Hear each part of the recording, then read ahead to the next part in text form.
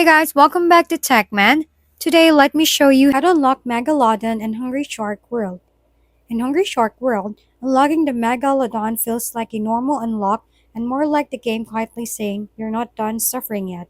I usually check the shark progression path first because everything in this game is basically a ladder.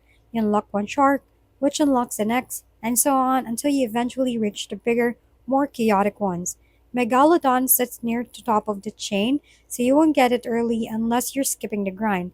In most cases, the normal method is progressing through earlier sharks, completing the requirements, and working your way up until Megalodon becomes available for purchase using in game coins after enough progression. If you don't want to wait, there's also the shortcut option where it can be bought directly using premium currency gems, which usually requires either saving them over time or topping up. I've tried the patient route before and ended up just unlocking three other sharks along the way, because the game really commits to the grind experience. Either way, whether you rush it or grind it out, Megalodon is basically the game's way of rewarding persistence or impatience with a wallet. If we've been helpful, kindly give us a thumbs up and don't forget to hit the subscribe and bell button for more contents. For any questions and suggestions, comment down below.